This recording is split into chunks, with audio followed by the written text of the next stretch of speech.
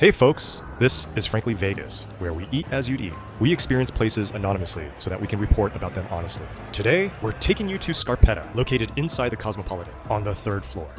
Now, in this video, the footage was taken from a couple of recent but separate occasions. Some of the footage was taken when we were strictly on assignment for Frankly Vegas, and others was with out-of-town friends who were kind enough to allow us to mix pleasure and business. Now, as you walk in, you're led by the hostess through a long, dimly lit corridor with a bar to your left, and a single file of cozy booths to your right. Eventually, you'll walk into the main dining area. You're welcomed by a decor that is dressed in cozy, warm palettes, with a variety of wood and earth tones being the main elements, accented by pops of color for the interior. A classy, elevated venue so far. Now that we're seated, let's take a look at their menu. Checking out their main menu, what we immediately noticed was the wear and tear on the menu along the edges and the corners. Does this foreshadow potential issues later on? Let's stick around and find out. When you see GFO in red letters next to an item, what that means is gluten-free versions are available, while VO means that a vegan version is available upon request. Feel free to hit the pause button to take a better look at any time. Here we see their section of ensalada, or salads. And here's their crudo, which are their raw appetizers. And here we see their antipasti, which rounds out their selection of appetizers. Moving on to the next page, we see the mains that they offer, starting off with their selection of pasta dishes. And below that, we see pesce, which is seafood. Following that is a section called carne. Here we see choices of chicken, lamb, pork, and beef. And at the bottom of the page is a section called verdure, which are vegetables. They offer a tasting menu as well, where they bundle together several items previously seen on the menu. So it's a great way to get a taste of what Scarpetta offers without having to think too much about what to pick. And here's a list of cocktails that you can choose from to go along with your meal. And that's the menu at Scarpetta. Appetizers are coming up next. Don't go anywhere. We'll be right back.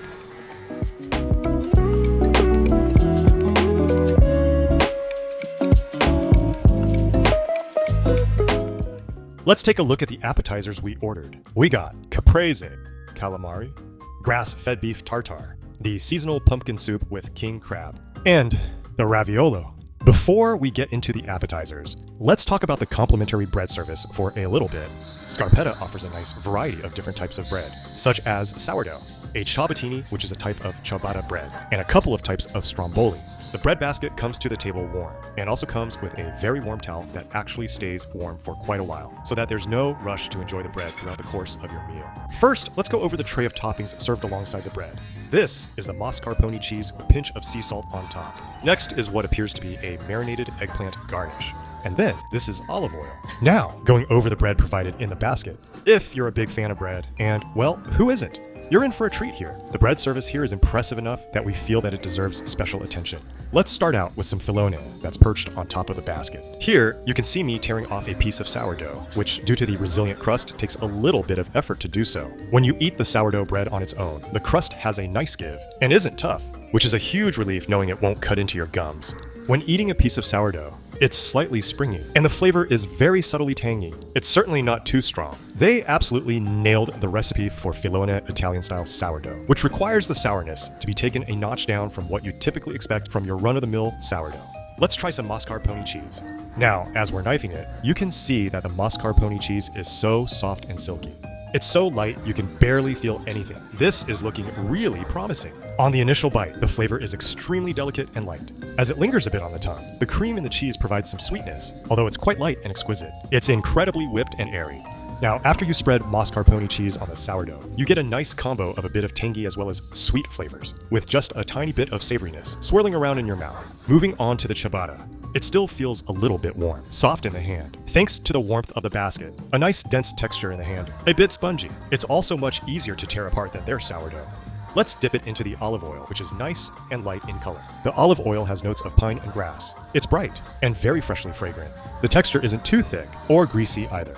You can't get any more Italian than dipping ciabatta into olive oil. So first, you get a nutty flavor on the initial bite of the ciabatta from the Maillard effect on the crust. The ciabatta has hints of rosemary in the middle of the bite, giving you herbal, bright, grassy elements, similar to an upscale version of the free rosemary bread that you get when you dine in at the Macaroni Grill. Now let's try the eggplant topping on a piece of ciabatta. The eggplant works beautifully with the rosemary ciabatta bread. When we try some of the marinated eggplant on its own, the eggplant has a nice cook to it. There's some firmness to the texture, and the usual mellow freshness of the eggplant.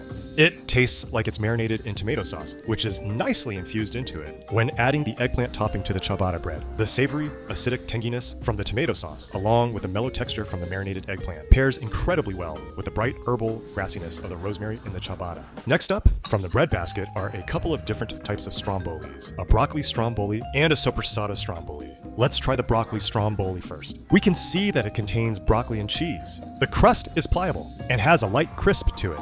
It's nice and easy to peel off from the rest of the bread, which shows that the crust is not tough. Now, the broccoli stromboli has minced broccoli and cheese rolled into it that you can immediately taste with the initial bite. Really gooey, warm, tangy, and the texture provides a pleasant, dense chew as you bite through it. There's also some specks of pepper to add a slight earthy kick, along with some herbs such as rosemary, thyme, and oregano to give the stromboli some complexity. And the other type of stromboli is the sopressata stromboli. There's a couple thick layers of sopressata, as well as baked cheese in this bread. This is looking really good. Now, biting into the sopressata stromboli. The bread is so rich, dense, and chewy from not only the cheese, but also from a generous application of oil. You get some of the sweetness of the bread in the initial bite, immediately followed by the savory cuts of the generous amount of sopressata. And then you have the cheese, which is nicely gooey and tangy.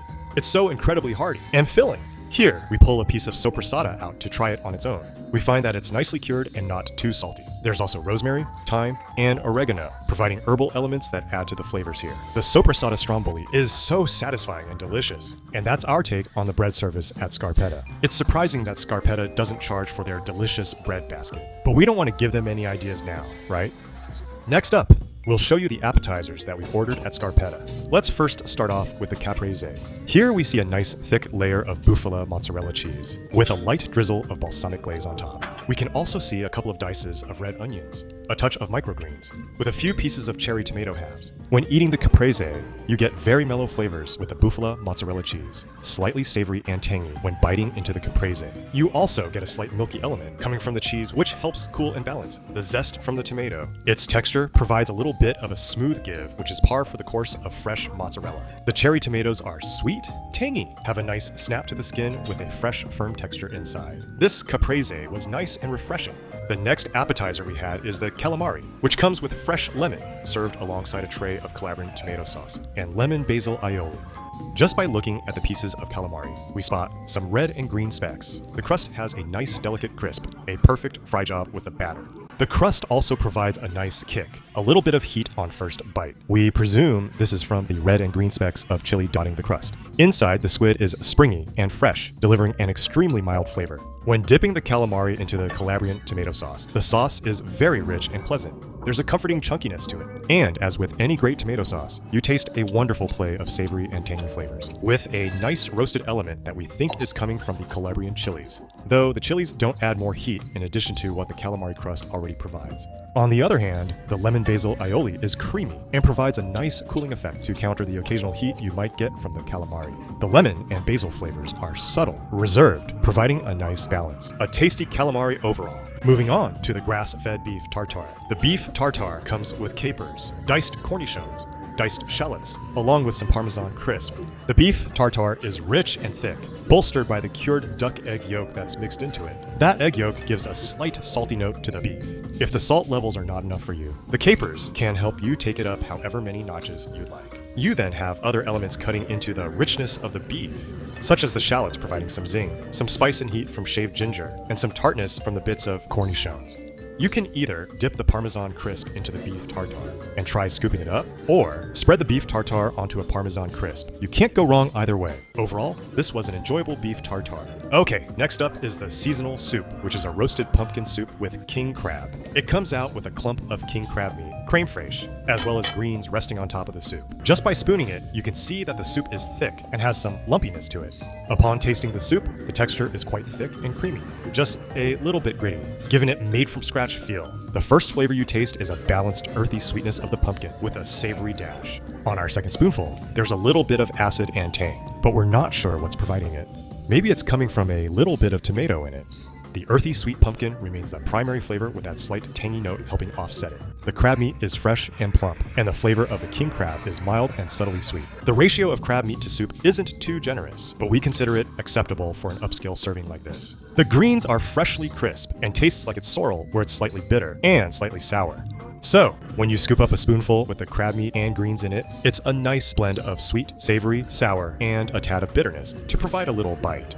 Now, let's try the raviolo, which comes out as a single large piece of ravioli. While we've had a good amount of ravioli during our time, it's usually not a top choice of pasta for us. So we can't exactly recall what compelled us to order the raviolo here. Here we can see the edge of the raviolo as it rests in a layer of drawn truffle butter. When you first bite into it, the first thing we immediately notice is how the wrapping is perfectly al dente, providing an outstanding, firm, springy chew. When forking into it, the filling, which contains egg yolk and sheep's milk ricotta, leaks out of the raviolo. The filling is magnificent. It's very rich, creamy, gooey. Overall, it's a very substantial filling. You taste the mild sharpness and sweetness coming from the sheep's milk ricotta, combined with the viscosity of the egg yolk. The flavors are in perfect harmony, from the faint whiff of the musky truffles to the mild sharpness and sweetness of sheep's milk ricotta, as well as savoriness, which the egg yolk also provides. The truffle flavor in the recipe is controlled so that it doesn't overpower the other flavors and gives them the opportunity to shine through. The small leaf that's placed into the top of the raviolo offers a slight woodsy element.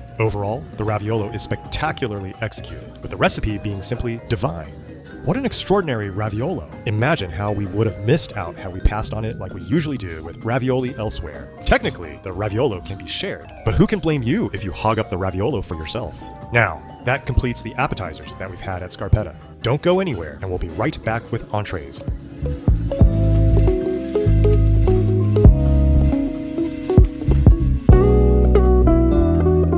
Welcome back, and let's go over the entrees we ordered at Scarpetta in Las Vegas.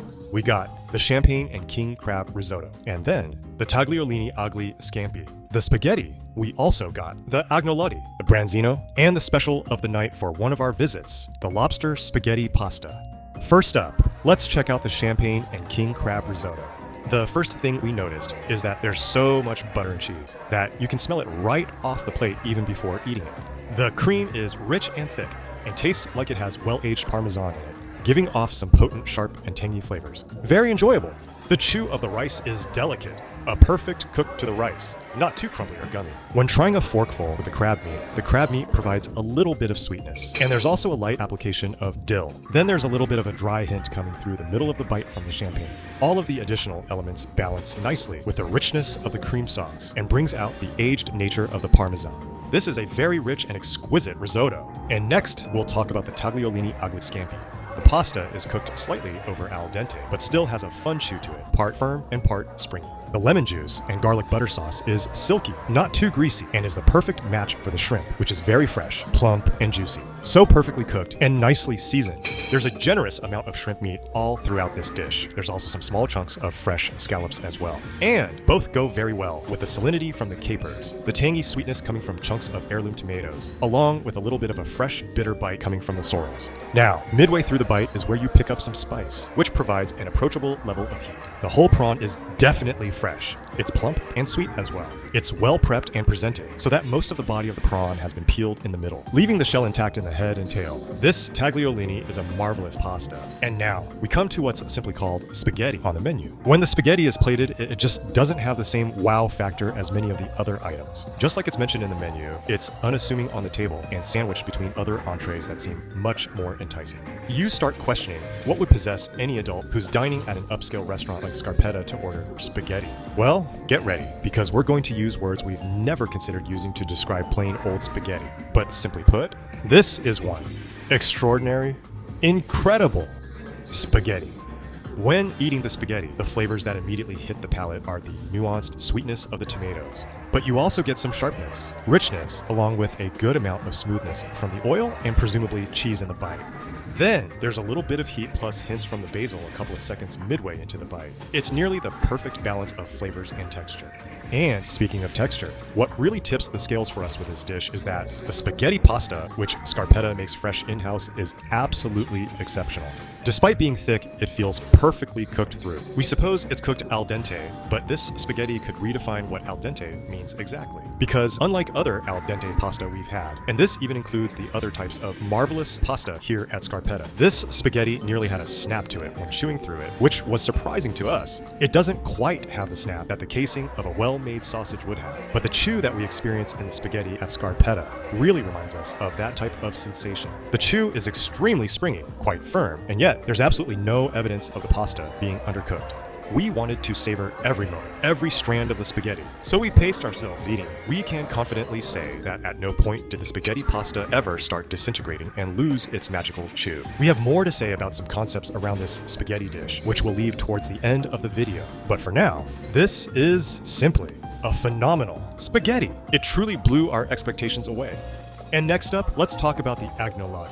Agnolotti resemble miniature versions of ravioli, which are stuffed with short rib. Even though the short rib is lean, it's been cooked down to being quite soft and tender, well braised and shredded. It also seems like the filling also contains bone marrow inside, which was a pleasant surprise. The bone marrow is rich, silky smooth, and fatty. And similar to other pastas here, the dough continues to be al dente. The thicker parts of the dough, where they're pinched together to form a seal, provide a great fun chew that's spot on with being al dente. The wrapping isn't entirely sealed. They seem to deliberately have a small opening where there's short rib poking out, but the stuffing isn't at risk of spilling out. Outside of the pasta is a drizzling of brown butter, adding a sweet, nutty touch. Grated horseradish for a tad of zing and kick. Toasted breadcrumbs sprinkled on top to provide a nice crunch as a contrast to the softer wrapping, along with caramelized and roasted garlic bits, and even a little bit of dill sprinkled all throughout. You finish the bite with the sublime brown butter lingering in the aftertaste. A very enjoyable entree with potent pockets bursting with flavor. This next dish is the branzino. Some of our fondest memories of having branzino were from previously dining at other places inside the Cosmo. Coincidentally enough, including back when Milos was offering an outstanding 3-course branzino lunch for around $20 during its earlier days at the Cosmo, which was an incredible value. Scarpetta serves the branzino beautifully presented. It usually is served butterflied with tail on, and contains stuffing that includes plenty of rainbow chard, as well as pine nuts, sun raisins, with scallions being used as ribbons to tie around the fish to hold the fish and stuffing together. Today, each team member of Frankly Vegas at the table was considering the branzino and debated who should be the point person to get it. We decided to place just one order of the branzino, but our server overheard our conversation a couple of times, which resulted in the kitchen splitting our single order of branzino evenly for us into 2 platings, one for each of us. Such a nice gesture for the service and kitchen to accommodate us, given we didn't even request this. Now, about that scallion ribbon. Even though it keeps the fish together, there's no guarantee that the fish will stay together when you're cutting through it with your knife, as you can see for yourself in this view. When you bite into it, you're met with fish skin that is lightly crispy and not too hard, crunchy, or stiff by any means. The meat is mostly tender, with a slight amount of lean texture in it, and provides a very mild flavor, indicating a fresh, top-notch branzino.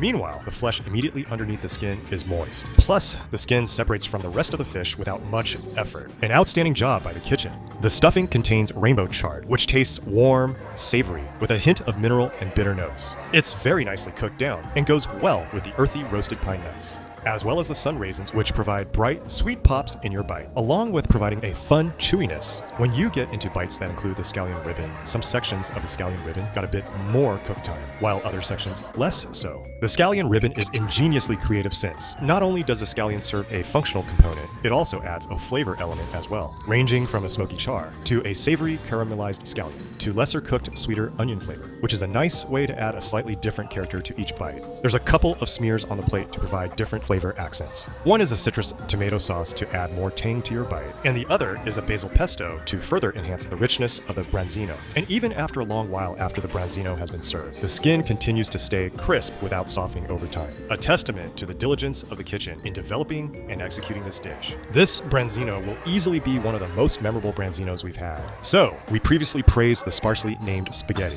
We decided to try the spaghetti again on a different visit, this time offered with lobster as a daily special that's not on the menu. First thing you'll notice is that the plating is much more substantial than the spaghetti on the menu. Most of what we previously said about the spaghetti pasta still holds true with the lobster spaghetti pasta that we're discussing here. It was close to being as impressive as before, so we won't repeat ourselves much here.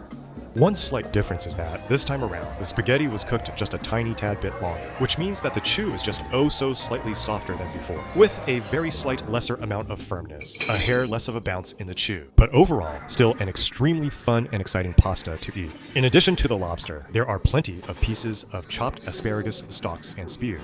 There's also some cherry tomatoes to add tang and sweetness to the dish. They're also on the firm side, in addition to being de-skinned. This is a great technique because this allows us to enjoy a firmer version of the cherry tomato flesh without the fear of struggling to bite through the skin and experiencing unreliable results. The lobster is a half lobster, which has been split right down the middle. It's delicately seasoned with Italian seasoning, with a touch of red pepper going along with it. The lobster tail is easy to pull out of the shell, indicating the freshness of the lobster. Biting into the lobster, you get a slight smoky hit from a quick char on the grill. The meat is springy. However, we didn't taste much of the sweetness that we expect from fresh lobster meat.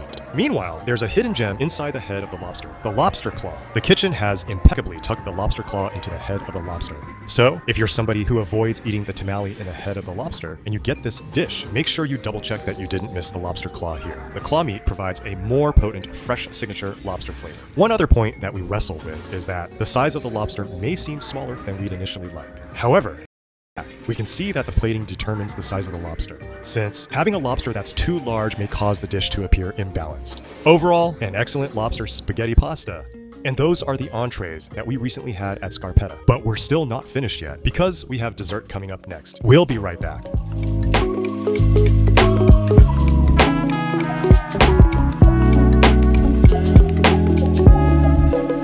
And here's what their dessert menu looks like. Notice how their dessert menu also shows signs of wear and tear, just like their main menu. But unlike earlier, we don't feel we need to take this as a sign of things to come anymore, given how great the bread, apps, and mains have been. Taking a look at their selection, this section is their formaggi, which showcases a list of cheese. And that's dolce, which are the sweets on offer. Let's go over the desserts we ordered at Scarpetta in Las Vegas. We got the Nutella Bombolini, a cherry pistachio mousse cake, and a tiramisu. Let's start off the dessert round with Nutella Bombolini, which are Italian-style donuts. The Bombolini comes 4 to an order and comes alongside a banana gelato and a Nutella ganache. The banana gelato is really well chilled. It has a bit of firmness when forking through it or biting into it. It also has a potent banana flavor to it. Meanwhile, the Bombolinis are encrusted in a sugar coating on the exterior. The crust is crispy but light, very pleasing. When you bite into the Bombolini, you'll taste Nutella filling in a couple of them, and what we think is a vanilla cream filling in others. Your palate tastes donut dough in the front of the bite, with the crust being soft, slightly springy, and pillowy underneath. The filling is very smooth and creamy. There's also some chocolate cookie crumbles on the plate to help add a slight bitter note if you'd like. These Bombolinis pair very well with decaf coffee we ordered, which had a deep, robust roast, rich in flavor. So much so we were skeptical that it's actually decaf. Next up is the cherry pistachio mousse cake, a striking presentation with a cake in the shape of a supersized red cherry, served alongside cherry vanilla gelato, which is topped with cherry compote. There's also bits of pistachio feuilletine, which are crispy bits of pistachio crepes. The gelato gives you a potent cherry flavor with a touch of vanilla helping to mellow it out. The crispy pistachio bits add an enjoyable texture, nicely crunchy when sticking to the gelato. And the stem of the cherry is made from chocolate. A fun, whimsical touch. When cutting into the cake, you'll discover that the outer red layer is a cherry gelée. Inside, you'll find layers of pistachio mousse and what appears to be a cherry filling, which resembles the cherry pit inside the cherry. This is a very creative touch. Meanwhile, the entire cake rests on a chocolate biscuit. Eating this cherry pistachio mousse cake is fascinating. You first bite through the cherry gelée exterior, which has a nice spring to it, and which tastes like some of the sweeter cherries you may have had. Your palate also gets hit with the cherry filling that makes up the cherry pit, which is actually tart in flavor, and quite potent. So, you experience the full spectrum of cherry flavors all at once. Then, on top of that, the rich, creamy pistachio mousse helps mellow out the cherry flavors. Breaking off bits and pieces of the chocolate biscuit underneath adds a bitter hit to provide additional complexity in your mouth. This mousse cake was an unexpected surprise to us. And finally, the tiramisu, thick layers of mascarpone cream with ladyfingers served alongside coffee gelato and a graham cracker that's coated in chocolate with the restaurant's name stamped into it. The texture is wonderfully light, airy, and creamy. There's a nice coffee flavor that's just right. The ladyfingers are chilled. They're moist, but not soggy. And then there's some liqueur flavor coming out from the aftertaste. A very good tiramisu.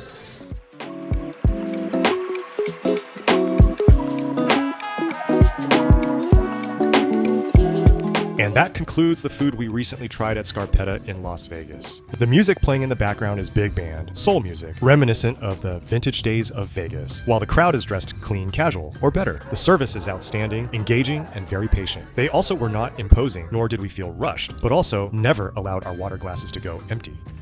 Conceptualized by Scott Conant. Something of a celebrity chef, Scarpetta is an international chain that several years ago earned a James Beard Award and a top rating of 3 stars from the New York Times. And even though Mr. Conant has parted ways a few years ago, it's a relief to see Scarpetta's quality hasn't dropped off a cliff. A couple of additional thoughts about their food. The quality of their bread service impressed us, especially with the strombolis. It's even more impressive that the bread service here comes complimentary with the meal without extra charges. While other high-end places on the Strip charge for their bread service serving up factory-made items, we think it deserves attention because of how great and addicting it is. And for those in the know, the bread service is your cue to the Italian tradition of Scarpetta, which is the restaurant's namesake. Scarpetta is the act of sopping up sauce in a dish or bowl with a piece of bread. Another thing we found curious is, you leaf through the menu, and the shortest entry has only 3 words: spaghetti, tomato, basil. There's an ampersand somewhere in there too. But who goes to a swanky joint on the Strip in Vegas and orders plain old spaghetti? You're in Vegas for what? A few days tops? Why waste one of your precious meals on something you could make at home with your eyes closed? And yet on Scarpetta's website, the understated spaghetti is the only entree calling out as a signature dish. As casual culinary conspiracy theorists, we think that the choice of using the ampersand symbol was deliberate, so that the width of the words tomato and basil would match the width of the word spaghetti above it. We also speculate that the font and sizing chosen for spaghetti set the stage for the rest of the menu, that the rest of the menu was designed around it.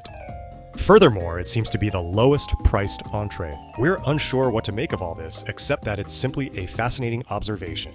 And let's talk about pricing. Operating inside the Cosmopolitan, Scarpetta's location is prime, center strip, where the heart of Las Vegas beats.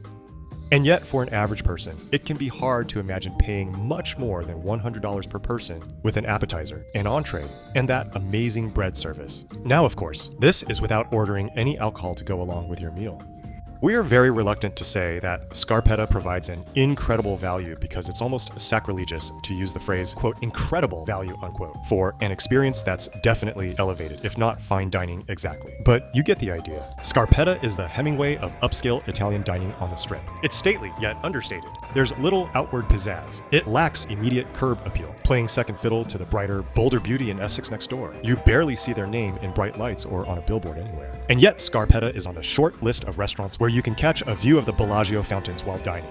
Based on the weighted average across multiple factors such as food, ambiance, and service, we give Scarpetta an exceptional Frankly Vegas rating of 9.1 out of 10, as well as being a Frankly approved experience. Since it's located inside the Cosmopolitan, you can self-park underground or valet. The underground parking is one of the quietest and cleanest on the Strip. After parking, the easiest way to get to Scarpetta is to look for signs for the Boulevard Tower, then take it to the 3rd floor. After you take a few steps coming out of the elevator, you can't miss Scarpetta. There's a couple of other little known features at Scarpetta to unlock, but we won't mention them here. Not that we're gatekeeping, but simply because we eat as you'd eat. We experience places anonymously so that we can report about them honestly.